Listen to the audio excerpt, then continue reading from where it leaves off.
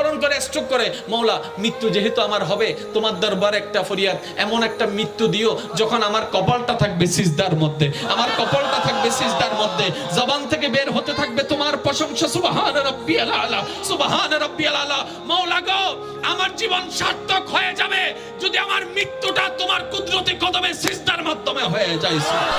ভাইরা, নামাজ 5 ওয়াক্ত ফরজ জানে না কে? সবাই জানে। এই মুহূর্তে আমার মাইকের আওয়াজ যতটুকু যাচ্ছে একটু মনোযোগ দিবেন। নামাজ 5 ওয়াক্ত ফরজ জানে না কে? সবাই জানে। আমি সবার আওয়াজ পাই নাই, আরো জোরে বলেন।